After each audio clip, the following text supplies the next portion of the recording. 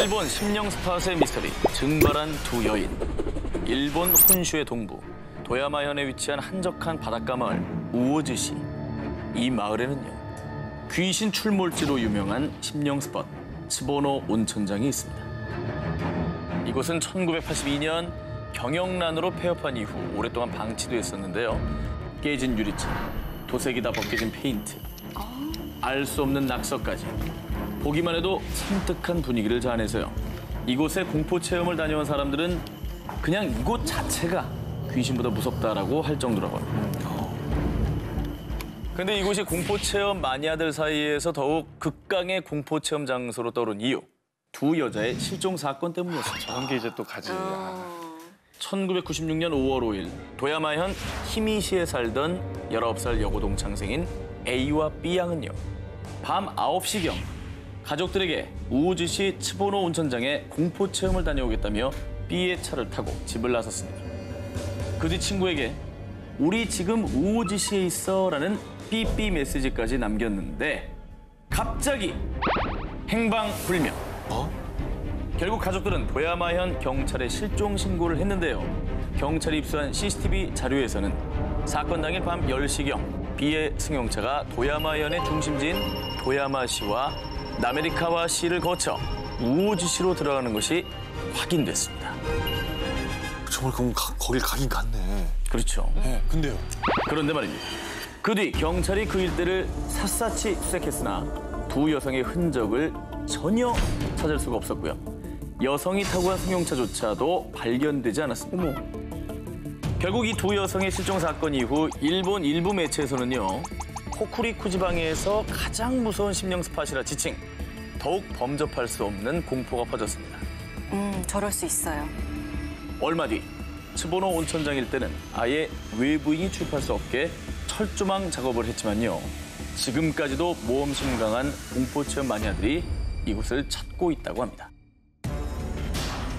당시 일본 대표 신문 일면까지 실리며 일본 사회를 발칵 뒤집은 두 여성의 증발 사건. 과연 두 여성은 어디로 사라진 걸까요? 필리핀 해안의 괴생물 미스터리. 1924년 10월 25일 남아프리카. 반은 곰 같고 반은 고래 같은 괴사체 발견. 2017년 미국 텍사스 시티 해변에서 큰 원기둥 모양 몸통에 눈 없는 괴사체 발견. 아직까지도 그 정체가 밝혀지지 않아 궁금증을 넘어 두려움까지 부르고 있는데요. 그런데 불과 2개월 전인 2018년 5월 11일 저녁 필리핀 중북부에 있는 민도르 섬에서 정말 끔찍한 괴사체가 발견돼 큰 충격을 안겨줬습니다. 샌앤토니오 해안가를 찾은 한 가족이 한가롭게 해변을 산책하던 그때. 아니 이게 무슨 냄새지? 이 괴물이 뭐야? 해변 앞까지 떠밀려온 것은 거대한 털덩어리로 둘러싸여 도무지 정체를 알 수 없는 괴사체. 길이는 무려 6m가량의 정말 고약한 악취를 풍기고 있었습니다. 무슨 쓰레기 폐기물같이 보이는데? 그렇죠, 그렇게 보이죠. 네. 저런 사이즈는 아마 고래? 고래 정도가 되지 않을까? 고래라고 하기에는 너무 형체가 없는 거 아니에요, 지금? 자, 고래라고 하기에는 이제 눈이나 뼈 그렇지. 이런 골격이 전혀 없습니다. 네. 필리핀 루손 섬에 위치한 수산자원국 관리관에 따르면 현재 괴사체 조직을 채취해 DNA 분석 연구소에 보낸 상태고요. 아직까지는 그 정체가 밝혀지지 않았다고 합니다. 1960년경부터 생물학자 이반 앤더슨은 해안에 떠밀려온 정체를 알 수 없는 유기체를 일명 글롭스터로 통칭해서 설명하고 있는데요. 한편 이 괴사체 출현에 마을 사람들은 혹시나 불길한 일들이 마을을 덮치지 않을까 하고 불안에 떨고 있다고 합니다. 빨리 그 조사 결과가 좀 나왔으면 좋겠네요. 그렇죠. 네. 네. 근데 나왔는데 일부러 안 밝히는 걸 수도 있어요. 이게 너무 어마어마한 결과라 밝히지 깜짝 놀란 거야. 이럴 수가. 외계 침입이다 뭐죠. 뭐 그럴 수도 있고. 대단히 상상력이 뛰어나신 것 같아요. 네. 지옥문 카타콤의 실종 미스터리. 경고. 이 앞은 죽은 자의 나라다. 이 글귀가 붙어있는 곳은 낭만적인 빛의 도시 파리. 그중에서도 남부의 당페르 로시로 광장. 그 지하에 은밀히 감춰진 카타콤. 카타콤의 총 길이는 이제 약 300km입니다. 그리고 이곳에 약 600만 구에 달하는 유골이 모여 있다고 해서 세계 최대 무덤으로 불리고 있습니다. 그런데 이곳을 두고 떠도는 한 미스터리. 정확한 통계는 없지만 19세기 이래 카타콤에서 실종된 사람은 수백, 아니 수천만 명. 실제로 카타콤에서 실종되는 사고가 연쇄적으로 발생하자 대부분을 철문으로 막았습니다. 하지만 일부 탐험가 혹은 담력을 키우려는 이들이 하수구 등을 통해서 비밀 출입구를 찾아 무단으로 침입하는 사건이 종종 발생. 그런데 이때 기괴한 경험을 하고 온 이들이 마치 뭐에 홀린 듯 이상한 형상을 봤어요. 나를 끌고 가려고 했어요.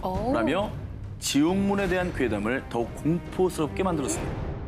1998년 유명 다큐멘터리 감독 프랜시스 프리랜드가 카타콤에서 실종된 사람들을 취재하던 중 카타콤의 한 구석에 떨어져 있는 캠코더를 발견했는데요. 카타콤 벽면에 있는 유골들을 확인하던 남자가 갑자기 어둠 속에서 무언가를 발견한 듯 하더니 캠코더까지 떨어뜨리고는 비명을 지르며 뛰어가는 장면이 담겨 있었던 겁니다. 사람들 사이에서는 지옥문을 찾다가 지옥 문지기를 만나 끌려간 거야라는 괴담이 일파만파 퍼졌습니다. 역시나 그 화면 속의 남자는 돌아오질 못했습니다.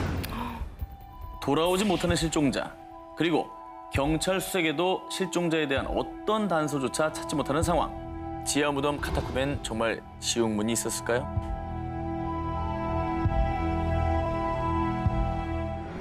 영국 락 역사를 뒤흔든 실종 미스터리. 영국 유명 락밴드인 매닉 스트리트 프리처스. 90년대 영국을 휩쓸었던 브리팝 열풍의 주역이었습니다. 자, 그런데 1995년 2월 기타리스트 리치 제임스 에드워즈가 런던의 한 호텔에서 아침 7시에 체크아웃을 한 뒤 종적이 묘연해졌습니다. 결국 매니저는 실종 신고를 했고요. 곧바로 경찰은 수사에 착수했는데요. 그런데 2주 뒤 에드워즈의 차가 영국 사우스 글로스터셔 지역의 서번강 근처 한 정비소에서 발견되고 맙니다. 정비소는 뭐예요?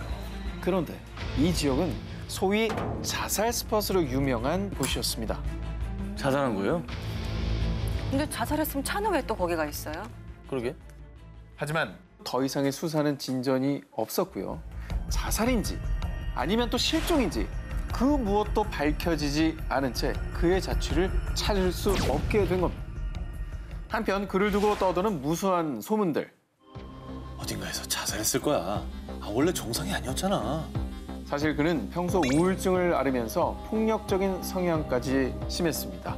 1994년에 발매된 매닉 스트리트 프리처스의 3집 더 홀리 바이블은 90년대 영국 락 앨범 중에서도 명반으로 꼽히는 앨범인데요. 하지만 이 앨범으로 인기를 얻은 뒤 부담감과 압박감 때문에 크게 괴로워했다고 합니다.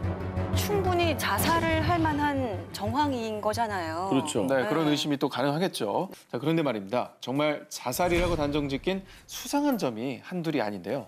리치는 실종 전 자신의 은행 계좌에서 2주 동안 420만 원을 인출한 기록이 있었고요. 뿐만 아니라 전 세계 각지에서 그 후에 그를 봤다는 제보가 끊임없이 쏟아졌습니다. 실종 13년 만인 2008년 11월 23일 그는 공식적으로 리치 에드워즈의 사망 추정 선고가 내려졌습니다. 하지만 그를 사랑하는 그룹 멤버들은 그는 어딘가에 분명히 살아있어요. 꼭 다시 돌아와 우리와 함께 노래를 할 거라고.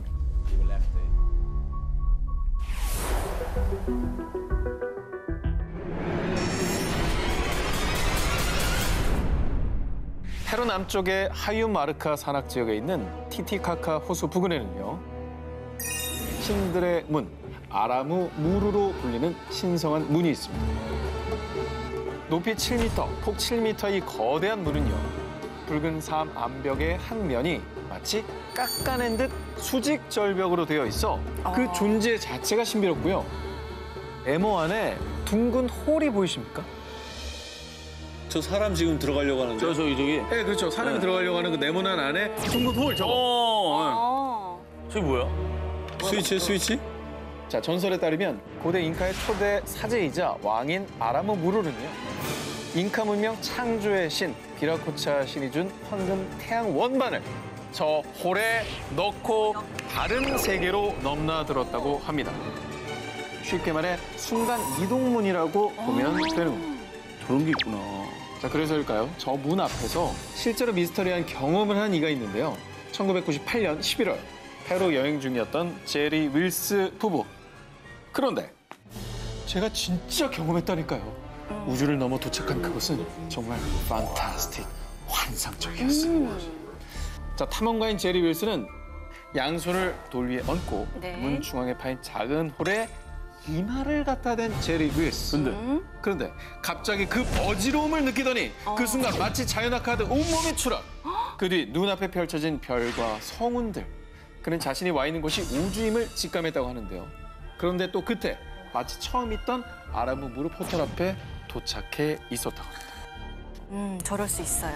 아, 이거는 확실히 이해를 하겠어요. 이게요? 이게 손을 대고 이마를 댔잖아요. 이마를 세게 대신 거예요.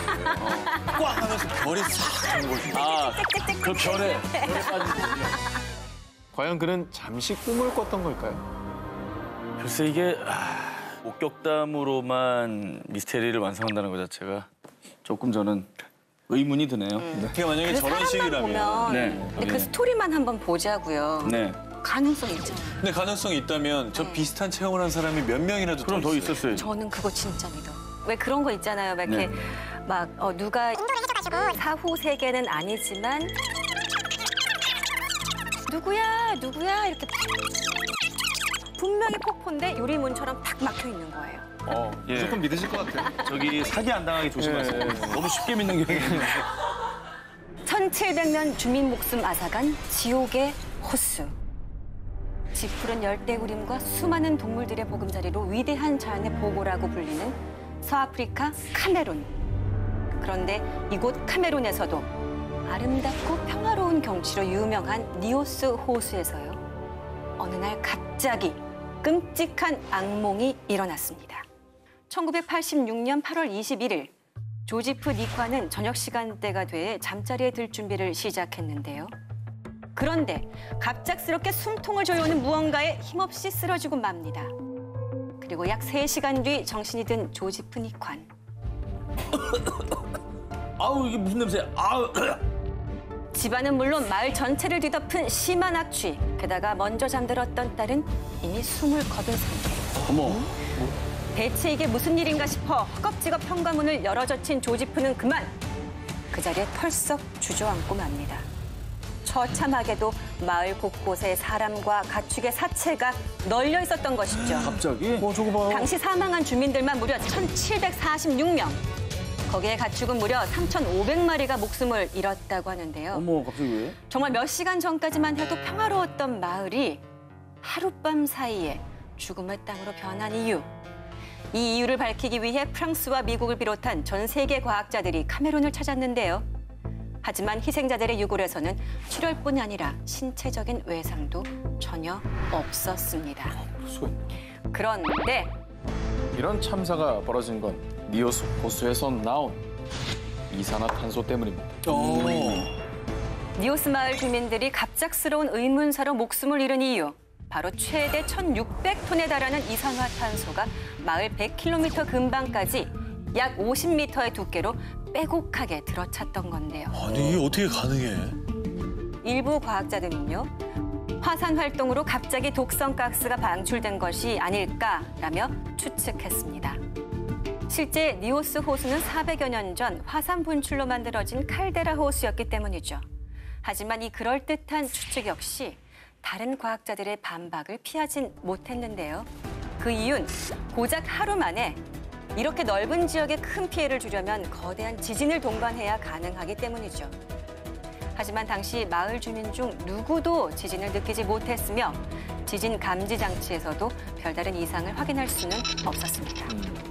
그런데 2년 전 니오스 호수에서 남쪽으로 100km 떨어진 모노운 호수에서도 비슷한 사건이 발생했다는 사실이 밝혀지자 카메룬 정부와 이스라엘이 비공개 폭탄 실험을 진행한 것이 아니냐는 추측도 제기됐는데요. 아 이게 천재가 아니라 인재라는 거구나. 1,800명에 가까운 목숨을 앗아간 니오스 마을의 이산화탄소 미스터리. 호수의 정체는 30년이 지난 지금까지도 밝혀지지 않고 있습니다.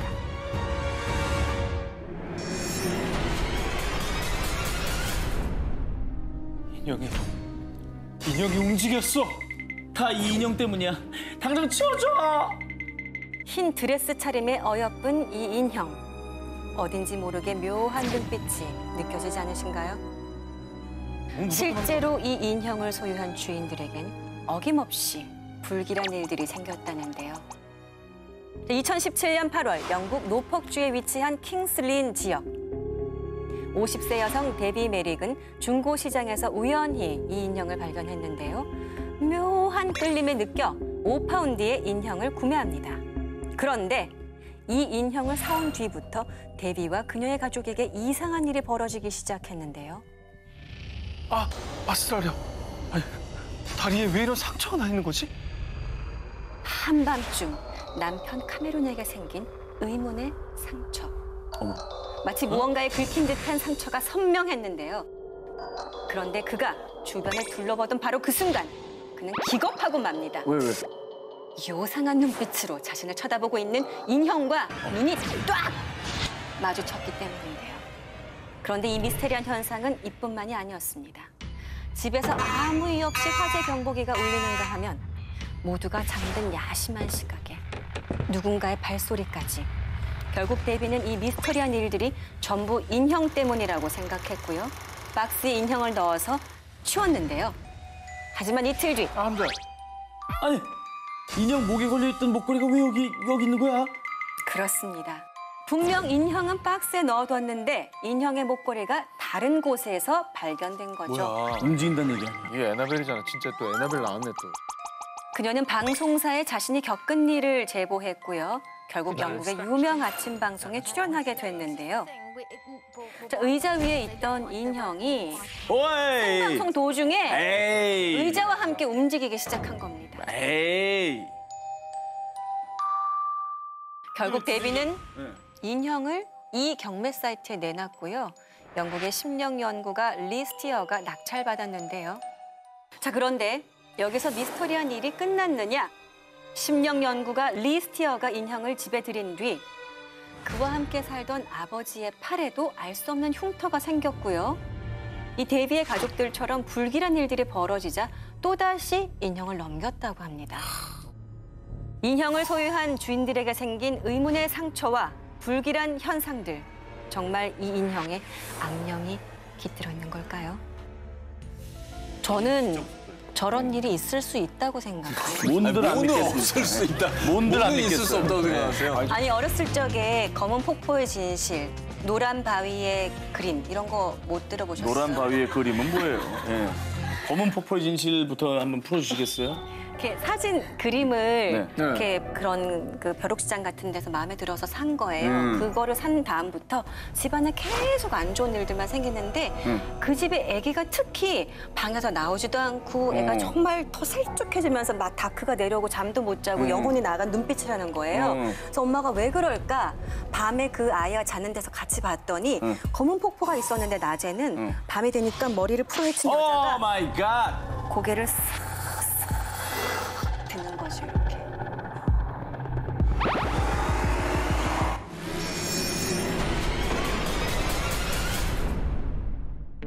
1980년 스위스의 중부와 남부 사이에 있는 고트하르트 고개를 뚫어 만든 고트하르트 터널. 총 길이는 17km. 터널 평균 이용 차량은 17,000대로요. 교통량이 꽤 많은 터널인데요. 2009년 어느 날 갑자기 이 터널에서 미스터리한 사고가 연이어 발생했습니다. 그런데 전 잘못이 없어요. 이게 다 내비 때문이라고요. 아, 저도 이상했어요. 근데 내비가 얘기한 대로 그냥 한 거거든요? 사고를 낸 운전자들의 공통적인 진술. 터널 한복판에서 계속해서 유턴하라고 안내하는 내비게이션 음성이 들렸다는 겁니다. 오류겠지. 운전자들도 당연히 이 운전 상식은 인지하고 있죠. 내비게이션이 잘못된 안내를 하면 뭐 상식적인 판단에 의해서 운전을 해야 되는 거죠. 그래서 그런데 사고 운전자의 대부분은 이곳이 초행길이었고요. 계속 음성 안내를 하는 통에 뭐에 홀린 듯이 유턴을 한 겁니다. 터널 안에서? 터널 안에서 사진 보시죠. 진짜 유턴해. 저러면 안 되는데? CCTV네. 저거 어떻게 될 줄 알고. 왜냐면 초행길이면 모를 수 있어요. 아니, 혹시 이유가 밝혀졌어요, 그래서? 불법 유턴 사건이 연속적으로 발생하자 담당 교통 경찰들이 조사를 했는데 일부 내비게이션에 위성 시스템 오류가 일어난 것으로 추정된다라고 밝혔는데요. 하지만 일부 사람들은 귀신에 홀린 거 아니야? 혹시 내비게이션의 저주? 라며 이 미스터리한 일을 믿을 수 없다는 반응이었습니다. 유턴하십시오. 유턴. 정말 위성 시스템의 오류였을까요? 다음 기사 소개해드립니다. 분명 차는 달리고 있는데 터널을 빠져나올 수 없었어요. 분명히 터널 중간에 사람이 있었는데 어디 갔지? 이 괴이한 증언들은 모두 대만 타이베이 원산구에 위치한 신하이 터널에서 발생한 일입니다. 약 500m의 짧은 거리와 직선 터널임에도 불구하고 알 수 없는 사고가 잦은 신하이 터널. 그래서 야심한 시각엔 신하이 터널을 피해 일부러 다른 길을 찾아가는 이들도 있다는데요. 이곳에서 특히 자주 일어나는 괴이한 경험담. 몇몇 오토바이 운전자들은 분명 혼자 터널을 지나고 있었는데 어느새 뒷좌석에 묵직한 느낌이 들고 무언가 자신을 꽉 잡고 있는 느낌이 들었답니다. 그래서 백미러를 보면 귀신이 꽉! 그래서 소스라치게 놀란 오토바이 운전자들은 오토바이 채 쓰러지거나 다른 차량에 깔려 부상이나 목숨을 잃는 경우가 다반사였고요. 그렇구나. 뿐만 아니라 한 운전자는요. 터널을 들어갈 때 시간을 봤는데 새벽 3시경이었답니다. 그런데 계속해서 달리는 느낌은 드는데 끝이 나오지가 않는 거죠. 그래, 그럴 때 있어. 분명 터널 출구가 눈앞에 보이는데도 말이죠. 그런데 정말 다행히도 겨우 터널 끝을 통과했는데 세상에 시계를 보니 새벽 5시. 뭐야? 무려 2시간이나 지나 있었다고 합니다. 2시간 동안 달린 거야? 시계가 고장난 것도 아닌데. 근데 이건 500m고 정해져 있는데 2시간이라는 게 사실 좀 믿기진 않거든요. 차원 이동인 거지. 차원 이동이에요? 차원 이동을 강력하게 믿고 계신 분이기 때문에. 예. 정말 괴이하고 미스터리해서 여러 무속인들이 이곳을 찾았습니다. 그런데 한 무속인의 말에 따르면 이곳이 음기가 굉장히 강한 곳이라고 합니다. 그 이유는 1972년에 개통된 신하이 터널 자리는 그냥 산이 아닙니다. 바로 무덤! 맞네. 게다가 근처엔 오래된 화장터까지 있습니다. 그래서 정말 여러 영혼이 떠도는 거라는 거죠. 지금까지도 원인 불명 미스터리한 사고가 끊이지 않는 대만의 신하이 터널. 그냥 우연한 사고일까요? 아니면 정말 귀신들의 터널인 걸까요? 인도네시아 라왕세우 지하실의 비밀. 오랜 역사를 가지고 있는 신들의 섬, 인도네시아 자바섬. 특히 자바섬 스마랑에 위치한 라왕세우는 고딕 양식으로 지어진 유럽풍의 건물로요. 멋있다. 과거 네덜란드의 식민 지배 시절 철도 관련 사업을 진행하는 공관으로 사용됐습니다. 그런데 놀랍게도 인도네시아에서도 귀신이 가장 많이 목격되는 곳으로도 유명한데요. 2007년엔 라왕세우라는 제목의 공포 영화까지 만들어졌을 정도입니다. 건물은 굉장히 예쁜데 스토리는 되게 무섭네요. 실제로 2007년에 이곳을 찾은 한 남성이 건물을 돌아다니다가 한 여성과 마주쳤는데요. 그런데 발이 허공에 떠 있잖아. 공중에 뜬 채 피칠갑한 귀신을 목격하게 됐습니다. 근데 여기서 왜 이렇게 귀신이 많이 나올까요? 사연이 있습니다. 라왕세우의 지하실은 과거 네덜란드의 식민지 시절부터 감옥으로 사용됐다고. 고문이 많았구나. 그렇게도. 네. 그래서 수많은 고문과 처형으로 죽은 원혼들이 이곳을 떠나지 못하고 있는 건 아닐까 추측만 무성한 상황입니다. 그런데 가장 많이 목격되는 귀신은 네덜란드인 여자 귀신. 무섭겠다. 원통하다. 원통해. 일본 놈들 때문에 우리 부모님이 죽었어. 1945년 제2차 세계대전 종전 후 당시 이곳을 점령한 몇몇 일본군이 최후의 발악으로 무려 2,000명의 사람들을 학살했는데 이때 당시 식민지인 인도네시아에 거주 중이던 네덜란드 여성들을 데려와 끔찍한 고문과 성폭행을 일삼다 처참히 살해했어요. 제일 나빠. 이후 한 맺힌 여성의 원혼이 이 라왕세우를 떠돌며 목격되는 거라고 합니다. 뭐 무섭다기보다는 너무나 가슴 아프네요.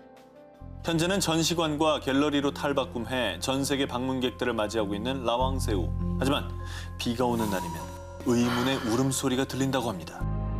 혹시 한 맺힌 원혼들의 절규는 아닐까요?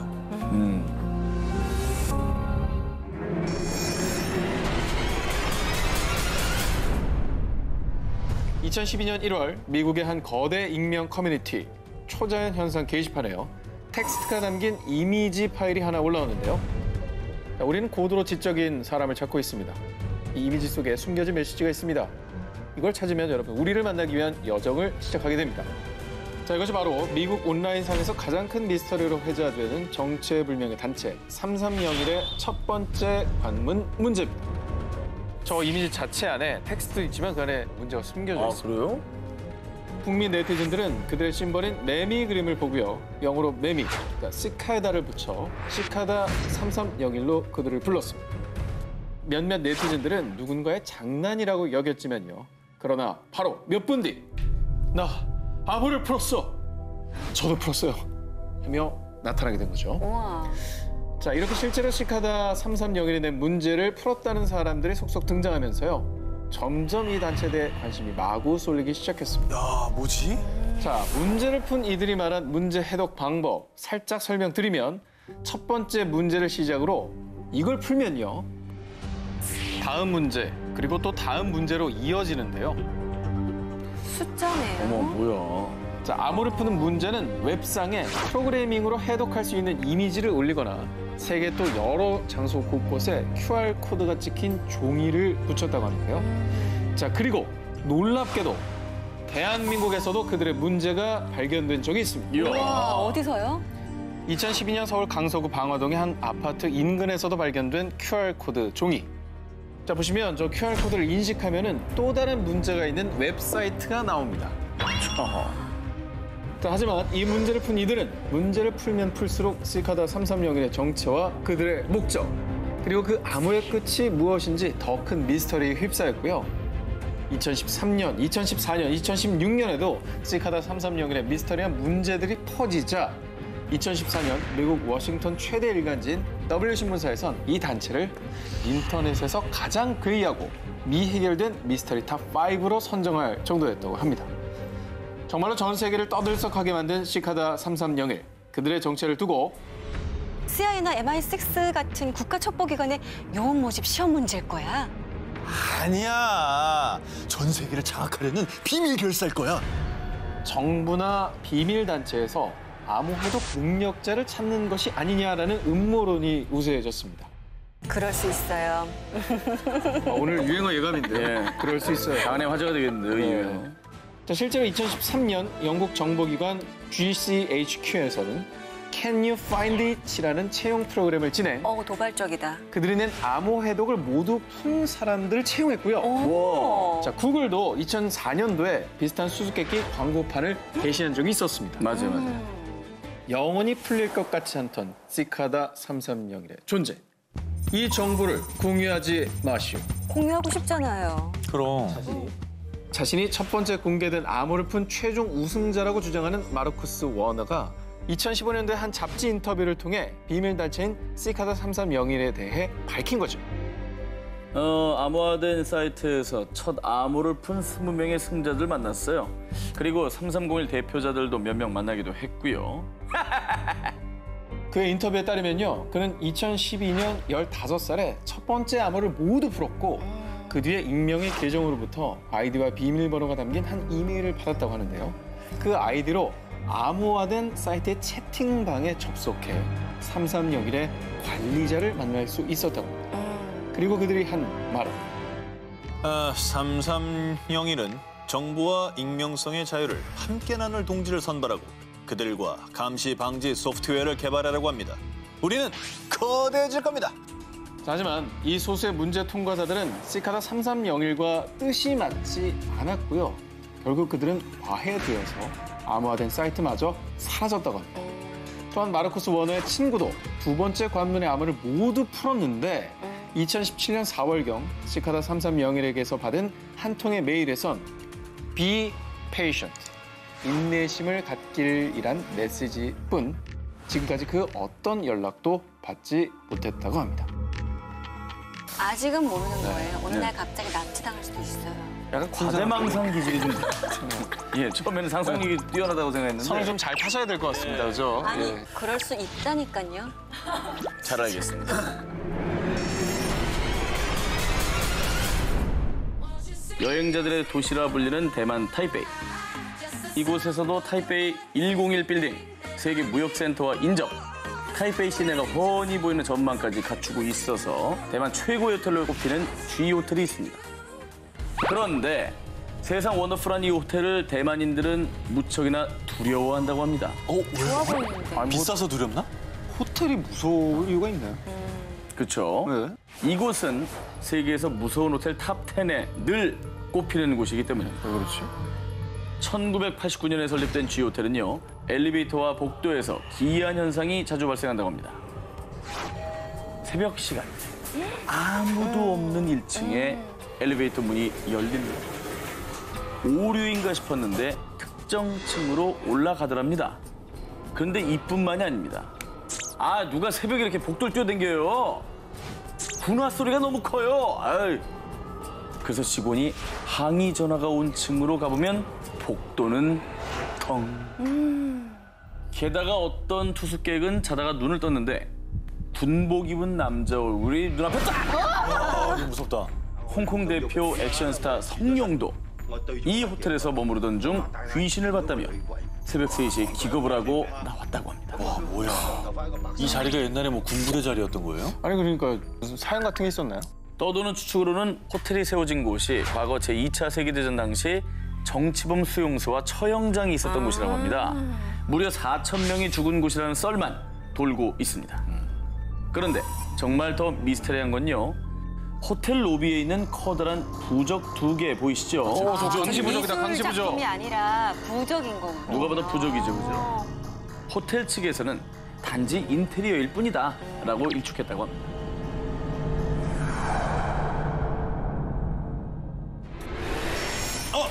뭐 하는 거야? 러시아 사란스크의 10살짜리 소녀 나타샤 댐키나. 댐키나는 1997년 맹장 수술을 한 뒤 집으로 돌아왔는데요. 그런데 그때부터 댐키나에게 생긴 놀라운 능력. 저 엄마 몸속이 보이는 것 같아요. 맹장 수술만 하고 왔을 뿐인데 갑자기 사람들의 몸속에 장기가 보이기 시작한 거죠. 하지만 말도 안 돼. 지금 그 반응처럼 처음엔 엄마도 딸아이의 장난이겠거니 하고 대수롭지 않게 여겼습니다. 그런데 이혼 남성의 장에서 뭔가를 발견한 댐키나. 아저씨 장에 뭔가 주먹만한 게 있는 것 같아요. 종양 아니야, 종양? 그런데 놀랍게도 바로 그 남성의 장에서 종양이 발견되고 이럴 줄 알았어. 그리고 암 진단을 받은 한 여성에겐 암이 아니라 작은 물집 같은데? 라고 이야기를 했는데 어머. 알고 보니 정말 병원에서 암으로 오진했던 거였습니다. 진짜? 와. 이후 지인들에게 소문이 쫙 퍼져서 댐키나에게 건강검진을 해달라는 사람들이 속출. 결국 댐키나의 명성은 러시아를 넘어 세계 전역에 퍼졌고요. 말이 되나? 수많은 전문가와 방송사들의 관심을 한 몸에 받게 됩니다. 그중에서도 영국 대중 일간지에서 댐키나의 투시 능력을 테스트하기 위해 그녀를 초청했는데요. 과연 어떤 일이 벌어졌을까요? 댐키나는 브라이오니 워든 기자의 몸을 스캔하기 시작했는데요. 척추 아래쪽이 꽉 막혀 있어요. 그리고 종아리 뼈하고 무릎에 뭔가 좀 박혀 있네요. 워든 기자는 실제로 몇 달 전에 교통사고를 당했는데 사고 당시 4개의 척추 골절과 신경 손상 그리고 무릎 아래 뼈와 2 종아리 뼈가 부러져 수술을 받았다고 합니다. 말도 안 돼. 진짜 보인다는 얘기야? 검증 다 된 거 아니에요 지금? 네. 이후 댐키나는요, 모스크바 진단센터 TSSD에서 환자들을 만나는 활동을 했다고 하는데요. 그런데 그 이유가 미스터리입니다. 모스크바 진단센터가 사정상 문을 닫은 이후로 그녀는 현재 어디에서도 찾을 수 없다고 합니다. 어디 갔어? 당시 댐키나의 가족들이 숨기려 했던 댐키나의 능력이 공공재산이 됐고 기자들은 우리를 조롱했다! 라며 인터뷰를 한 적이 있는 걸로 봐서요. 사람들은 댐키나가 자신의 능력에 회의를 느끼고 잠적한 게 아닐까 생각한다고 합니다.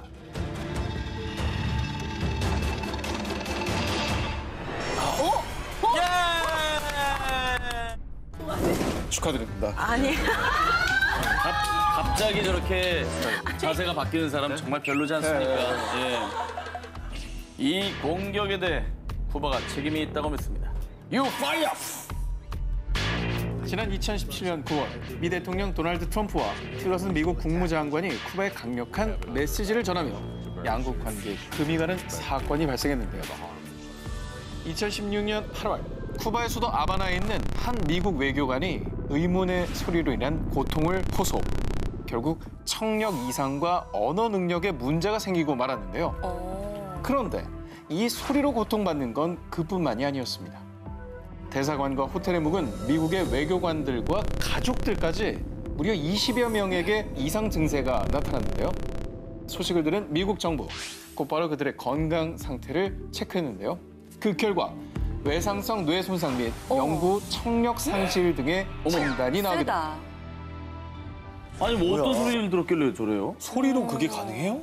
자, 이 소리를 들은 미 외교관들은 불쾌한 고음이 울리는 소리라고 표현했는데요. 자신들이 직접 녹음한 이 소리를 공개하기도 했습니다. 들어보시죠.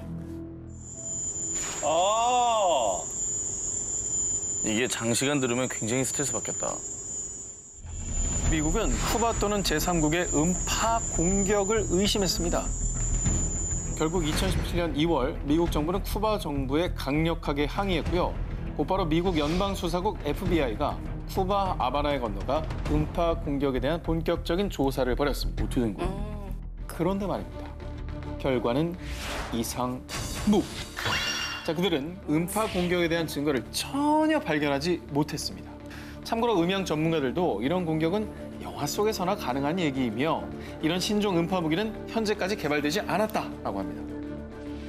자, 그리고 쿠바 정부 측에서도 There is no evidence whatsoever of the 라고 입장을 표명했고요. 또 지난 2014년 미국과 국교 정상화를 선언한 쿠바 정부가 굳이 미국 외교관을 공격할 이유가 없다는 의견도 다수 제기되고 있죠. 하지만 이 미스터리한 사건을 두고 현재 미 국무부는 워싱턴 주재 쿠바 외교관 2명을 추방했고요. 또 쿠바 대사관의 인력 60%를 철수시키는 초강수까지 두었다고 하는데요. 여전히 미궁에 빠져 있는 미스터리 사운드. 대체 그 소리의 정체는 무엇일까요? 죽음을 예견한 하얀 손. 실제 괴담, 묻지마 바이러스 주사기. 자, 우리 김경화 기자 첫 번째 1위 후보 공개합니다. 이게 뭐야? 영국 맨체스터에 사는 여성, 라이니스 트렐파. 그녀는 집에서 우연히 몇 장의 사진을 발견하게 됐는데요. 그 사진은 전 남자친구 그리고 그의 가족들과 함께 도브스톤 저수지로 나들이 갔을 때 찍은 사진이었죠. 저기 뭐야 저기 손이 있잖아 손이. 팔꿈치, 남자 팔꿈치. 아, 뭐야? 저기 뭐야? 저게 뭐야? 저 하얀 손 보이시나요? 와 이거 너무 무섭다.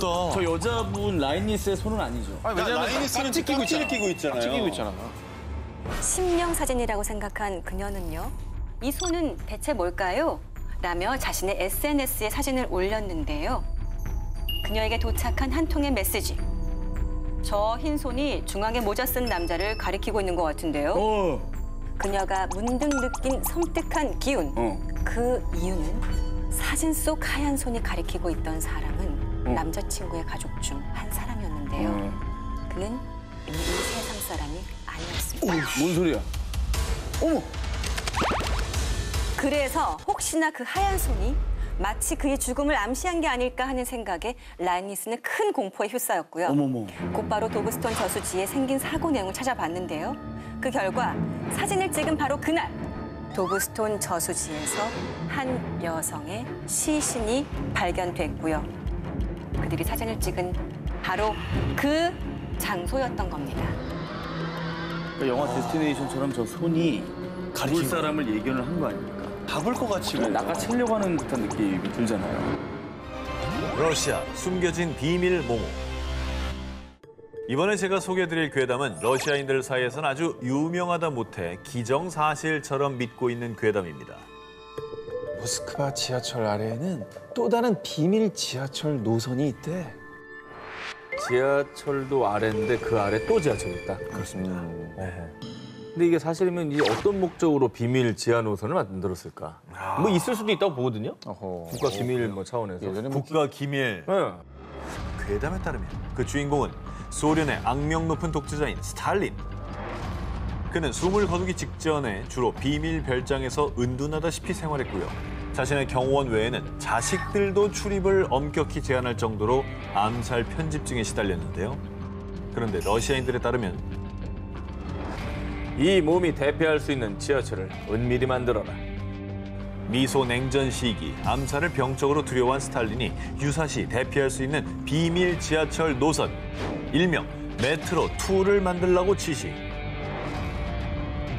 이 메트로2는 스탈린의 교회 별장, 국방부, 군사시설, 공항 등 주요 시설들과 연결돼 있다고 합니다. 근데 뭐 충분히 가능한 얘기라고 봅니다. 저는. 그러니까 스탈린이 자기도 이제 정권을 잡기 초반에 워낙 많이 숙청을 했기 때문에 말년에 암살을 굉장히 두려워했다는 얘기는 뭐 유명하잖아요. 그뿐이 아닙니다. 이 지하 노선이 무려 지하 15층 깊이에 약 15,000명에서 최대 3만 명까지 수용 가능한 지하 도시, 일명 라멘키로 이어진다는 괴담까지 존재했습니다. 이는 핵 전쟁이나 유사한 재난이 발생했을 때 일부 엘리트들만 수용하기 위해 개발, 최대 30년 동안 수천 명의 사람이 생활할 수 있게 음식 창고, 발전기, 수면 구역 등을 마련해뒀다고 하는데요. 필요는 하겠지만 또 씁쓸한 게 이게 일부 사람들만을 위한 거잖아요. 그렇죠. 그러니까 뭐 지들끼리 살겠다고 또 이런 거 마련해 놓은 거 보면 정치를 국민을 위해서 한 건 아니지 않습니까? 이게. 그리고 소련 시절부터 지금까지 러시아인들이 이 괴담을 믿는 이유가 있습니다. 냉전 시대 미국 국방부에서도 메트로2의 존재를 의심. 1991년 메트로2로 추정되는 노선도를 공개하기도 했고요. 그리고 소련 붕괴 이후 소련 출신 정치인들이 비밀 지하철 노선이 있다고 증언하기도 했는데요. 뿐만 아니라 2020년엔 러시아 도시 탐험 크리에이터가 모스크바의 지하철 영상들을 우크라이나로 전송한 혐의로 체포됐는데 언론 매체에 따르면 이 중에 메트로2에 대한 정보가 있었다고 합니다. 하지만 소문만 무성할 뿐 그 실체는 정확히 드러나지 않은 상태. 일각에선 지하에 기밀 시설은 있으나 괴담 속 메트로2는 과장된 것이라고 일축. 그리고 러시아 당국은 메트로2에 대해 인정도 부정도 하지 않고 있습니다. 사고 다발 지역, 범인은 뭐뭐. 인기 드라마 셜록의 촬영지로도 유명한 영국의 다트모어 국립공원. 광활한 황무지와 푸르른 자연이 어우러져 정말로 매력적인 장소지만요. 자, 이곳에 가시더라도 지금부터 제가 말씀드리는 B3212 도로만은 절대로 가지 않기를 바랍니다. 야, 이거 꽃가라는 말보다 더 무섭네. B3212 완전 기억됐어요, 지금. 이 312만 기억하고 글로 한번 가볼 것 같아요. 자, 다시 한번 강조해드립니다. 절대로 B3212 도로 가시면 안 됩니다. 진짜 나쁜 사람인 것 같은데? 아니, 말 안 했으면 아예 안 갔을 거 지금부터 아니에요. 머릿속에서 B312 도로를 지우세요. 자, 이곳 퍼스트 브릿지와 투 브릿지 사이의 구간은요. 1910년대부터 이것 때문에 수많은 교통사고가 일어난 사고 다발 구간입니다. 이와 관련된 다수의 목격담도 존재한다고 합니다. 1921년 6월 근처 교도소의 의료진으로 근무하고 있던 헬비. 오토바이를 타고 문제의 B312 도로를 지나던 중 갑자기 제멋대로 움직이는 오토바이. 핸들도 말을 듣지 않았고 결국 그는 이 사고로 사망. 그뿐만이 아닙니다. 몇 주 뒤 승객들 태운 버스가 사고를 당하는가 하면 수년간 운전을 했던 베테랑 라이더였다는 한 육군 대위마저 이것 때문에 사고가 난 거예요. 엄청난 힘으로 날 조종했다고요? B312 도로에 갑자기 나타나 운전자들을 위협했던 이것. 그 정체는 뭔데? 바로 그 정도로 뜸들일 정도야? 뭔데? 그 정체는 바로 두 손. 자, 여러 목격담에 의하면요, 이 거대한 털투성이 손이 갑자기 나타나 핸들을 강제로 조종. 진짜? 자, 운전자들이 심하게 방향을 틀거나 비틀거리게 해서 사고를 유발했다고 합니다. 오토바이는 고속에서 핸들을 틀면 무조건 날아가게 돼 있어요. 그치. 조금만한 바꿔도 그죠? 네, 확 날아가. 이게 그러면 몸이 바이크가 날아가지. 근데 저게 설투성의 손이 아니라 뭔가를 잘못 보는 거 아닐까요? 저 지점에서만. 버스나 차는 핸들이 실내에 있잖아요. 그러니까 귀신이지. 그냥 갑자기 확 나타난다는 거죠. 귀신이야 귀신. 자이로 귀신 같은 거. 이 털투성이 손의 정체에 대해 괴담은 꼬리에 꼬리를 물고 다양한 형태로 퍼졌는데요. 한편 일각에서는 해당 도로가 가로등이 없는 데다 상당히 좁고 또 예상치 못한 가파른 구간이 있기 때문에 사고가 잦았을 뿐이라는 등 이 사고의 원인을 다양하게 추측하기도 했지만요. 털투성이 손은 여전히 섬뜩한 도시 괴담으로 남아 운전자들을 끊임없이 두려움에 떨게 만들고 있습니다. 아, 무섭네. 핸들을 잡고 운전자를 죽음으로 내몬다는 공포의 털투성이 손. 다투모의 B312 도로를 지나실 때 이 털투성이 손을 조심하시기 바랍니다. 이곳을 지날 때 모모를 지니지 마시오. 미국 하와이주 오아후 섬의 팔리 고속도로. 이곳의 현지인들 사이에서는 아주 먼 옛날 고대 시대부터 전해져 오는 금기 사항이 있습니다. 실제로 카파누이라는 사람이 겪은 일인데요. 버스를 타고 이 팔리 고속도로를 지나던 중 갑자기 버스 시동이 꺼지는 상황이 발생.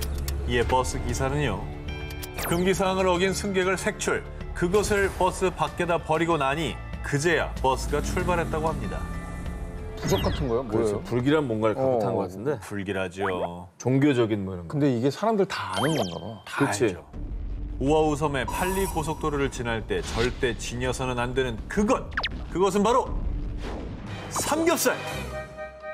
에이, 뭔 소리? 어딘데 여기가? 하와이입니다. 오아후 섬. 돼지고기를 지니자 이 도로를 지나갈 수 없으리라. 아, 돼지고기네. 베이컨도 퍼? 전해지는 바에 따르면 팔리 고속도로에서 돼지고기를 운반하면 갑자기 차가 고장나는 알 수 없는 사고가 일어난다고 합니다. 야, 돼지신인가? 저기 사는 그 산신령 같은 데는 돼지를 되게 싫어하나 보다. 아, 이슬람교인가? 이 현지에서 전해지는 괴담에 따르면요. 화산의 신인 펠레와 돼지의 신인 카마푸아는 한때 사랑했던 연인 사이입니다. 하지만 잦은 싸움 끝에 결국 이별했고요. 이에 오아후 섬을 양쪽으로 쫙 갈라서요. 섬의 서쪽은 펠레의 영역, 그리고 섬의 동쪽은 카마푸아의 영역. 이렇게 각각의 영역을 나눠서 반대편에 머무르면서 서로의 영역을 침범하지 않기로 약속했다는 겁니다. 이때 돼지고기는 돼지의 신인 카마푸아의 일부로 간주.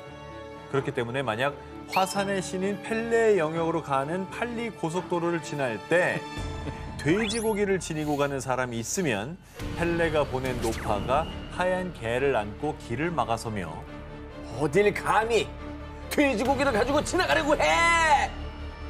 그러면서 차가 갑자기 고장나는가 하면 심할 경우 사고까지 발생.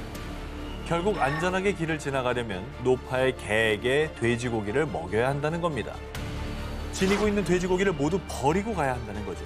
다소 허무맹랑하게 느껴질 수도 있지만 실제로 일부 현지인들은 아직까지도 이 괴담을 믿어서요. 팔리 고속도로를 지날 때만은 소시지든 샌드위치든 돼지고기가 들어간 그 어떤 것이든 지니지 않는다고 합니다. 모모가 단골인 술집. 미국의 대문호 어니스트 해밍웨이가 살해한 휴양지 키웨스트 섬.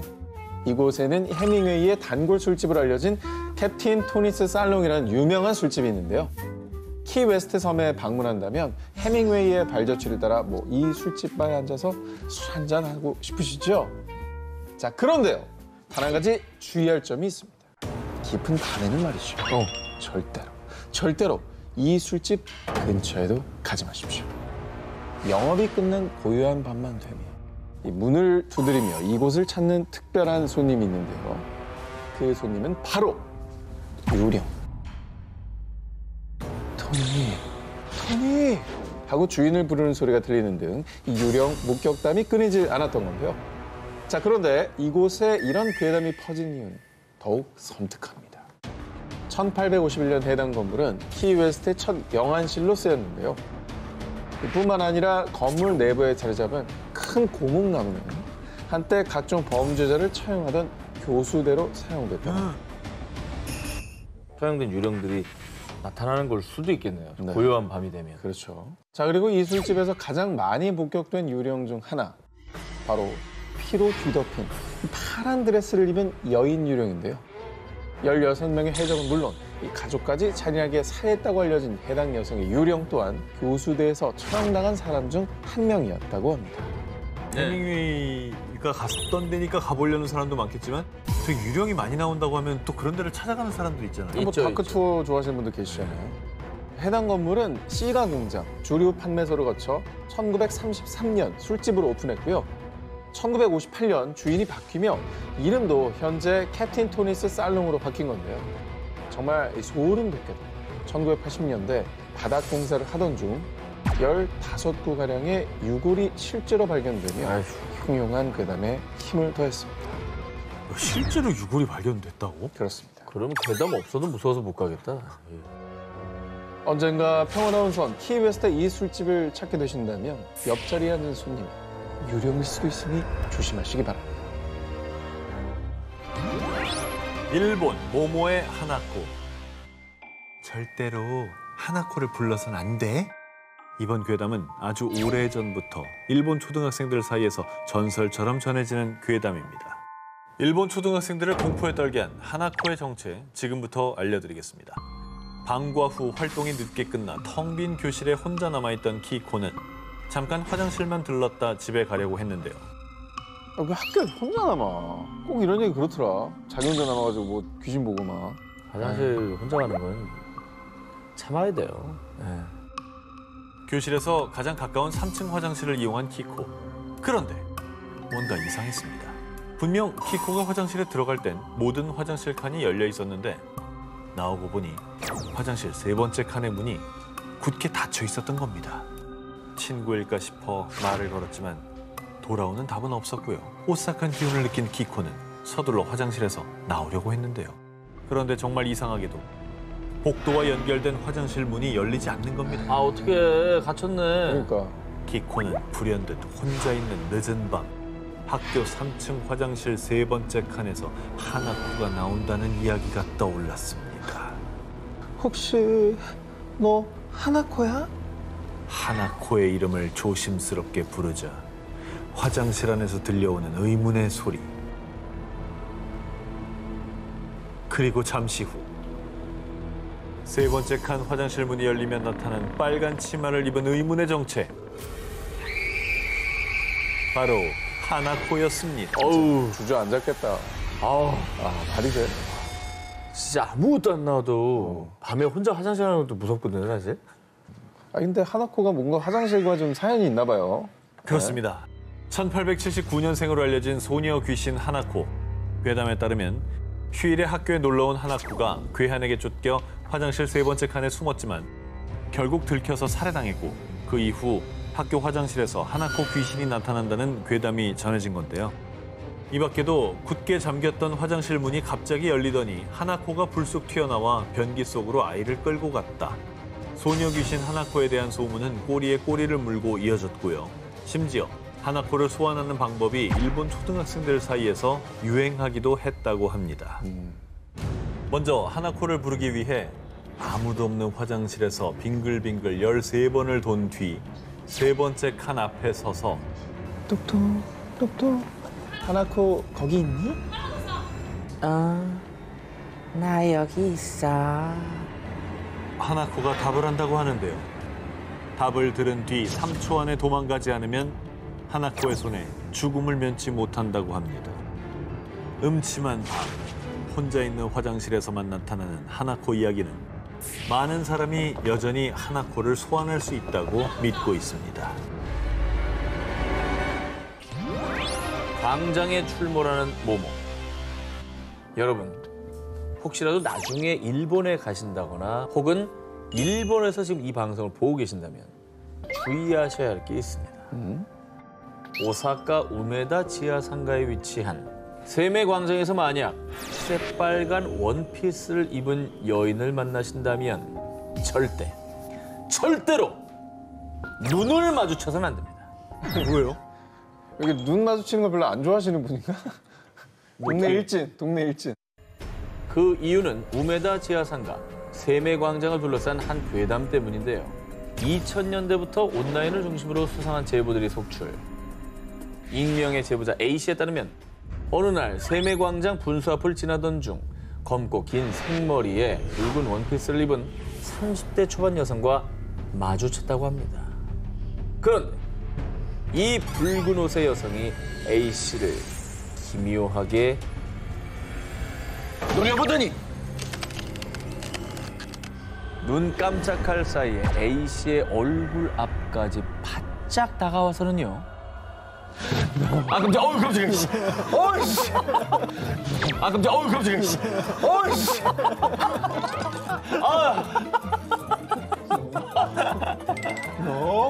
분하다. 너 내가 죽일 거야. 여인의 눈동자는 흰자 하나 없이 온통 검은 자로 뒤덮여 있었습니다. 검은 자는 되게 무서워. 이게 무섭다. A씨가 겁에 질려 몸이 굳은 순간 한 남자가 나타나 A씨를 구해줬고 붉은 옷의 여인은 그제야 사라져버렸습니다. 야, 이게 무섭다. 눈이 전부 하얀색이거나 전부 검은색이면 그 자체만으로도 무섭잖아요. 무섭지. 오싹했겠는데 진짜. A씨의 제보 이후에 온라인에서는 하나같이 세매광장 분수 앞에서 검은 머리에 검은 눈동자를 가진 붉은 옷 여인을 봤다는 일명 붉은 옷 여인 괴담이 끊임없이 이어졌습니다. 이 괴담이 나는 어디서부터 시작됐는지 난 궁금해요. 보면 딱 이게 있잖아. 찾아보면 나오잖아. 소문에 따르면 과거 세매광장 근처에 붉은 옷을 즐겨 입는 악기짱이 살았었는데요. 악기짱의 연인이 그녀를 버리고 다른 사람과 바람을 피우자 악기짱의 원혼이 세매광장 분수 근처에서 계속 젊은 남녀를 노리는 거라는데요. 하지만 2019년 세매광장의 분수가 철거되면서 자연스럽게 붉은 옷 여인 괴담도 역사 속으로 사라졌다고 합니다. 그렇지만 언젠가 세매광장에 가서 붉은 옷 여인을 보게 된다면 절대 눈은 마주치지 말길 바랍니다. 사람들을 공포에 떨게 한 폭포모모. 홍콩 남쪽 홍콩 섬엔 60년대에 지어진 공동주택 와푸촌이 위치해 있는데요. 재물운이 들어온다고 해서 과거에 많은 이들이 모여 살았지만 어째서인지 서서히 몰라 지금은 몇몇 사람들만 남은 을씨년스러운 곳으로 변했습니다. 자, 문이 뭐 다 닫혀 있죠. 그러네, 다 닫혀 있네. 어떤 일이 있었길래. 와푸촌이 지어진 60년대부터 90년대까지만 해도 이곳에 사는 아이들은 방과 후 인근 폭포에 놀러 가곤 했습니다. 폭포에 대한 괴담이 전해지기 전까지 말이죠. 1980년대 어느 날 여느 때처럼 이 폭포에 놀러간 아이들은 그곳에서 세수 중이던 한 여인을 목격했는데요. 그런데 세수를 하던 여성 고개를 든 그 순간 저 누나 얼굴이 없어. 와푸촌에 사는 아이 어른 할 것 없이 폭포에서 얼굴 없는 물귀신을 목격. 그뿐만 아니라 하굣길 아이들이 이 폭포에 빠지는가 하면 성인도 무엇인가 홀린 듯 폭포에 뛰어드는데 폭포에서 매년 의문의 익사 사고가 끊임없이 발생했습니다. 이에 정부는 경고 표지판까지 세웠지만 폭포에서 사고가 끊이질 않자 와푸촌 주민들은 폭포에 사고를 유발하는 물귀신이 있다라는 괴담을 믿어 의심치 않았는데요. 근데 이제 괴담이라고 치부하려 해도 사고가 자꾸 나니까 괴담을 사실로 더 믿게 되는 것 같아요. 근데 사고가 왜 자꾸 생기는 거예요? 주민들에 따르면 1900년대 초 폭포 근처에서 불량배들이 주민들을 학살. 그리고 와푸촌 터는 태풍 피해자들의 시신을 묻거나 일제강점기 시절 공동묘지로 쓰였다는데요. 그런데 매년 연고 없는 시신들을 이 폭포에 버렸고 이들의 원혼이 폭포에 떠돌며 각종 사고를 유발한다는 겁니다. 자, 그리고 이 괴담들을 믿는 와푸촌 주민들은 매년 재물을 대신할 일종의 부적을 만드는 등 와푸촌에서 제사를 지내기까지 했습니다. 그러니까 역사에 근거한 얘기니까 더 이 괴담이 믿겨지는 거죠. 맞아요. 물귀신이 존재하든 괴담이 진짜든 아니든 더 이상 비극이 발생하지 않길 바랍니다. 그 섬에 가면 절대 하지 마시오. 일본 후쿠이현, 아름다운 절경을 이루고 있지만 사람이 살지 않는 오시마 섬. 오시마 섬을 여행하고 집으로 돌아가던 한 남성. 그런데 어쩐 일인지 갑자기 GPS 오류가 나며 길을 잃었습니다. 그리고 당황한 그의 눈앞에 떨어진 검은 물체. 정말 소름 돋게도 사람의 머리였습니다. 갑자기? 머리가? 갑자기 떨어졌다고? 뚝 떨어진 거죠. 어디서 떨어져요? 말이 이게? 돼? 그가 이런 기이한 일을 겪은 이유.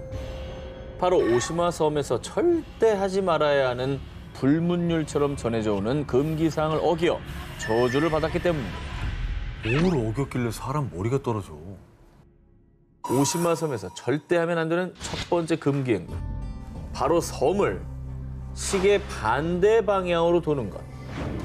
섬을 시계 반대 방향으로 돌 경우 죽은 자의 세계로 옮겨져 저주를 받는다고 합니다. 야, 시계 반대 방향으로 걷는 것만으로 그런 일이 생긴다고? 절대 가면 안 되는구나. 이거 굉장히 도전 정신을 자극하는데? 어떡하라고 도전? 저기 모터 안 되는 데 같아요. 걸어서만 갈 수 있는 데 같아요. 걸어가시면 돼요. 걸어가야지. 그리고 두 번째 금기 행동.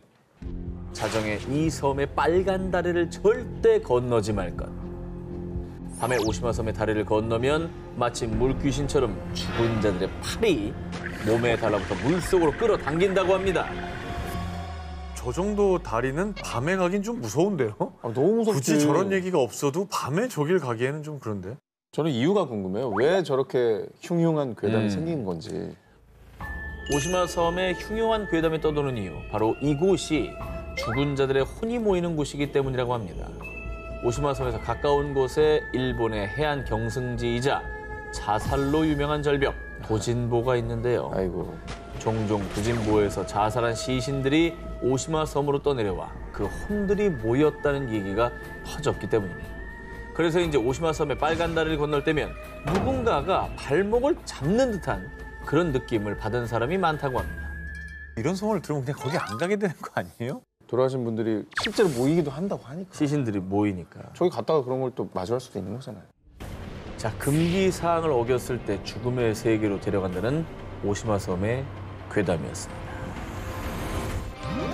약수터에 모모가 나타난 이유. 2001년 8월 경상남도 사천의 어느 산. 밤 9시쯤 A씨는 약수터를 지나고 있었습니다. 그 순간. 귀신이다! 사람 살려! 귀신을 보고 혼비백산에 산에서 내려온 A씨. 그런데 약수터에서 귀신을 봤다는 사람은 A씨뿐이 아니었습니다. 같은 달 다른 동네 주민 2명 또한 저녁 무렵 약수터에서 소복을 입은 귀신을 목격. 놀라서 뛰어 내려왔다고 하는데요. 야, 이거는 뭐 비슷한 옷차림으로 여러 명이 보셨다는 거잖아요. 그렇죠. 뭔가 있는 것 같아. 혹시 사람인데 이 잘못 보고 착각한 건 아니겠죠? 과연 그럴까요? 새벽에 일찌감치 약수터에 올라갔던 한 노인에 따르면 약수를 담던 중에 누군가가 뒤에서 바가지를 쓱 건넸다는 겁니다. 이렇게요? 그렇죠. 굉장히 무섭네요. 노인이 바가지에 약수를 떠서 건네주자마자 촤! 바닥에 떨어지는 물소리. 노인이 뒤를 돌자 그곳엔 턱이 없는 귀신이 빤히 서 있었다고 합니다. 턱이 없으니까 물이 바닥에 쏟아졌구나. 그렇지. 먹자마자 바닥으로 쏟아지는 거죠. 조갈라서 먹으려고 했는데 이게 안 담기는 거죠. 무섭죠? 오, 무서워. 약수터 귀신에 대한 목격담이 일파만파 퍼지자 주민들이 애용하던 약수터는 사람들의 발길이 뚝 끊겼습니다.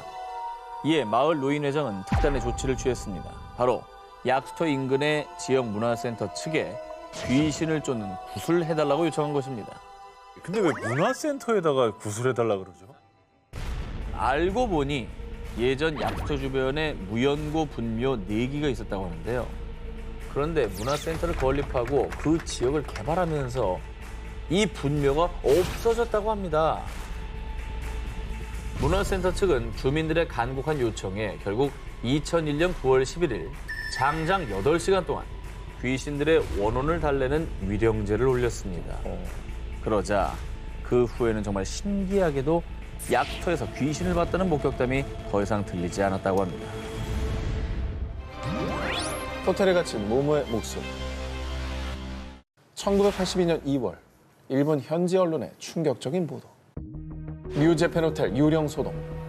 폐허가 된 호텔에서 유령 목격. 이 뉴재팬 호텔에 나타난 유령은 국내 언론에서도 대대적으로 보도하며 큰 충격을 안겼습니다. 아니 우리나라에서도 보도할 정도면 그 호텔에 뭐 진짜 유령이 나오긴 나온 거예요? 1982년 2월 8일 오전 3시 20분경 이 호텔에 화재가 발생. 순식간에 걷잡을 수 없이 번진 화마에 많은 투숙객들이 쓰러졌고요. 일부 승객들은 유독가스 때문에 괴로워하다가 창문 밖으로 뛰어내리면서 목숨을 잃었는데요. 안타깝게도 이 화재로 34명이 부상을 입고 33명이 사망. 아유. 하마에 희생됐습니다. 사건이 벌어진 이후 이 호텔에 대한 무시무시한 괴담이 퍼지기 시작했는데요. 이 끔찍한 참사가 일어난 지 6일 뒤인 1982년 2월 14일 새벽 5시경 호텔 경비원이 지하 2층 기계실 화장실에 들어선 순간 살려주세요! 살려주세요! 한기구 속에서 들리는 한 여성의 비명. 하지만 그곳에는 아무도 없었습니다. 뭐야. 그리고 6일 뒤인 2월 20일 밤 10시경 이 호텔의 또 다른 경비원 2명은 비상계단 6층을 둘러보던 중 지금 이 목소리 들리죠? 저도 들려요. 여긴 우리 둘뿐인데. 분명히 비상계단에는 경비원 2분밖에 없었지만 분명히 들리는 정체 모를 남자들의 목소리. 순식간에 공포에 휩싸인 경비원들은 그대로 도망쳐 내려왔습니다. 근데 두 명이 동시에 들은 거면 이거는 잘못 들은 게 아니라는 거잖아요. 그렇지. 한 명이 들었으면 야, 너 몸이 허한가 보다 이런 얘기라도 하지. 그러니까. 화마에 희생된 이들의 목소리가 들리는 일본의 뉴 재팬 호텔. 10여 년간 방치되다가 2002년에 새 건물이 들어서면서 더 이상 의문의 목소리는 들리지 않는다고 하는데요. 화재로 폐허가 된 호텔에서 들리던 유령의 목소리. 정말 그 목소리는 화재로 희생된 이들의 피 맺힌 절규였을까요? 이제는 부디 끔찍한 기억에서 벗어나 편히 쉬고 있기를 바랍니다. 모모가 사는 저수지. 2013년 9월 낚시꾼들의 성지로 알려진 경기도의 한 저수지. 밤낚시를 즐기던 A씨가 대어를 잡고 기뻐하던 그때 잠깐, 저게 뭐지? 저수지 한가운데서 무언가를 목격한 A씨. 밤에 저수지 한가운데서 뭘 목격해요? 무슨 뭐 괴물 이런 거 떠 있었나? 저수지 한가운데 우뚝 서 있는 의문의 흰색 물체. 사람의 형상이었지만 그것은 좋게 2.5m는 넘어 보였는데요. 긴 머리 사이로 A씨를 빤히 쳐다보던 두 눈! 죽음의 공포를 느낀 A씨는 황급히 도망쳤습니다. 2.5m는 뭐예요? 서장훈보다 더 큰 거. 서장훈보다 크죠. 네. 뭐야? 물귀신인가? A씨가 이 귀신 목격담을 온라인 커뮤니티에 올리자 달린 댓글. 헐, 저도 와이프와 새벽에 낚시하다가 오싹한 경험했어요. 또 그분이 나타나는군요. 한동안 낚시는 못 가겠네요. 뭐야? 이 저수지는 물귀신이 자주 출몰하는 곳으로 이미 유명했습니다. 아니 위령제도 올렸었나 봐요. 왜요? 그러니까 그분이 나타나니까 위령제도 올렸었고 그래서 안 나타났었는데 이제 다시 돌아오신 것 같다. 이제 효력이 떨어지면서. 네, 뭐 이 얘기인 건데. 조만간 목격하신 분 또 나오실 것 같네요라고 하는 거 보니까 맨 밑에 봐요. 한동안 낚시 못 가겠네요. 그러니까 여기 아예 그냥 터네 터. 터줏대감이신데? 2015년 6월 또 다른 낚시꾼 B씨에 따르면 이 저수지에서 낚시를 하던 중 갑자기 목이 없는 하얀 형체가 물 위에 나타나더니 B씨를 향해 다가왔다고 합니다. 이 그림이요. B씨가 목격한 귀신이 나타나는 곳을 그린 사파라고 합니다. 저거 그릴 정도면 그렇죠. 굉장히 구체적이죠. 이거 진짜인 것 같은데 이거는. 이 저수지에서 실제로 발생한 사건. 저수지에서 20대 숨진 채 발견. 저수지에서 4인 가족 동반 자살. 이 저수지에서 유난히 사건 사고가 많이 발생을 해서요. 일각에서는 그 죽은 원혼들이 저수지에 떠돌고 있는 게 아닐까 추측했는데요. 그런 가운데 2015년 해당 저수지는 수질오염 방지를 이유로 낚시 금지 구역으로 지정, 사람들의 발길을 차단했습니다. 또 안 좋은 소문이 막 퍼지니까 닫아버렸구나. 이유가 어쨌든지 간에 이제 금지구역이라고 하니까 가지 말아야죠.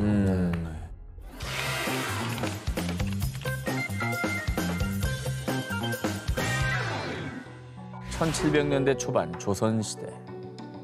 당시 사람들을 극도의 공포로 몰아넣은 아주 기괴한 괴담이 있습니다.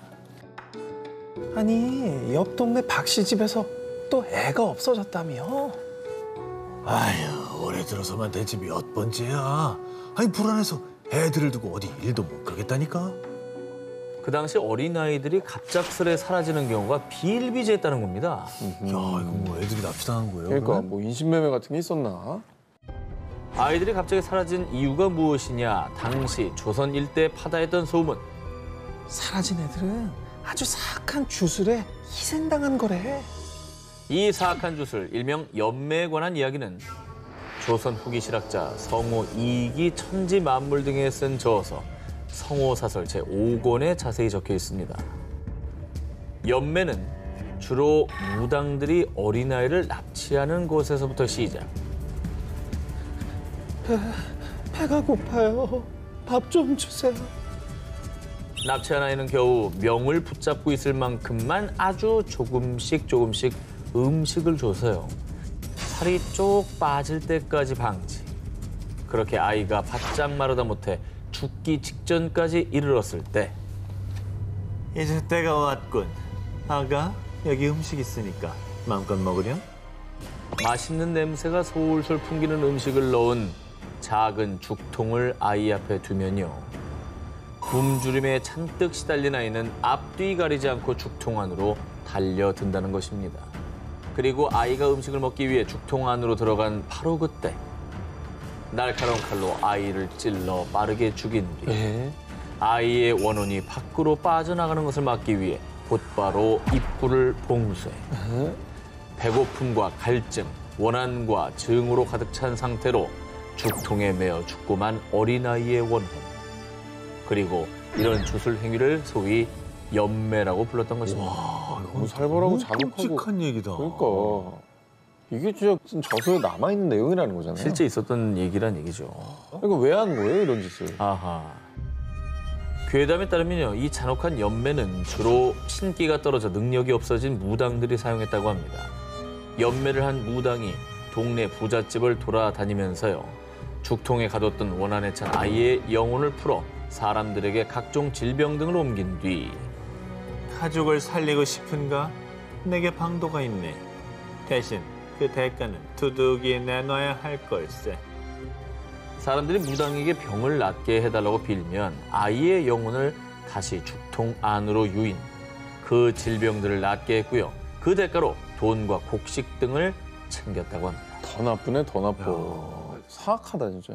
그러니까 아이를 죽인 것도 모자라서 그걸 이용해서 또 다른 사람에게 고통을 주고 이용을 했다는 거잖아요.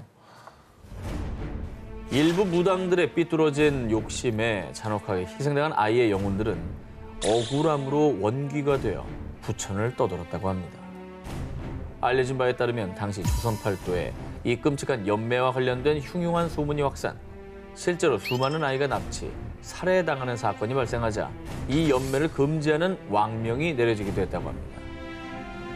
진실인지 거짓인지 모를 옛 기록에 남아있는 조선의 잔혹한 주술 연매. 제발 괴담 그뿐이길 바랍니다.